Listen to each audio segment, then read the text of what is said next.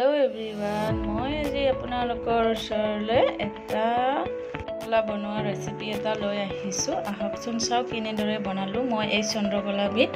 মই লম এতিয়া ইয়াতে এফাল নাৰিকল সৰু সৰুকৈ কুটি লম মই আপোনালোকে ৰুকিও ল'ব পাৰে মই মিক্সাৰ জাৰত গ্ৰাইন্ড কৰি লম এইখিনি আৰু ৰিফাইন তেল অকমান দিছো আৰু অকমান নিমখ দি মই এইখিনি ধুনিয়াকৈ মঠি লম তাৰ পিছত মই এতিয়া ইয়াতে অকনমান পানী ব্যৱহাৰ কৰিম আধা কাপ মান তাৰ পিছত এইখিনি মই ধুনিয়াকৈ মঠি লম বেছি সব হ'ব নালাগে অকমান টাইটে হ'ব লাগে তাৰ পিছত মই এইখিনি এতিয়া 10 মিনিট মানৰ কাৰণে ৰাখি দিম তাৰ পিছত মই সুজিখিনি আধা কাপ দিছো আৰু নাৰিকলখিনি দি দিম ইয়াতে এতিয়া গ্ৰাইন্ড কৰি লোৱা আৰু আধা কাপ চেনি দি দিম মই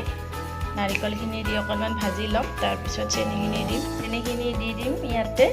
চেনিখিনি দি অকনমান সময় ভাজি লম ভাজি লৈ কিনে মোৰ এইখিনি ভজা হৈ যাব ৰেডি হৈ যাব এইখিনি ঠাণ্ডা হোৱাৰ কাৰণে ৰাখি দিম মই এতিয়া এইখিনি হৈ গল মোৰ ধুনিয়া হৈছে এতিয়া অকনমান বেলি লম মই এইখিনি সৰু সৰুকৈ লুচি বনোৱা নিচিনাকৈ সৰু সৰুকৈ বেলি লম বেছি পাতল হ'ব অকমান পাতল হলে বেছি ফুলিব আৰু মই 2 চামুচকৈ এই ফিলিংখিনি দি দিছো আপোনালোকে কম বেছি ল'ব পাৰে বেছি হলে অকমান টেস্টি হয় পিঠা কেইখন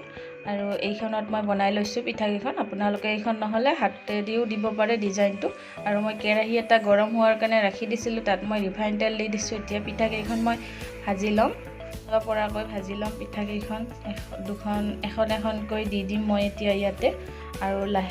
লাহে লাহেকৈ উল্টাই দিম মই পিঠা কেইখন ধুনিয়াকৈ ফুলিব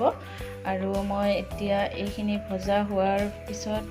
এইখিনি মোৰ ভজা হৈ গল এতিয়া অকমান ৰঙচুৱা পৰালৈকে থাকিম মই এইখিনি তাৰ পিছত এতিয়া মোৰ পিঠা কেইখন ৰেডি হৈ গল এতিয়া পৰিবেশনৰ কাৰণে একদম ৰেডি হৈ গৈছে গৰম গৰম চাহৰ লগত আৰু মোৰ ভিডিওটি চাই কেনে পালে জনাব ধন্যবাদ।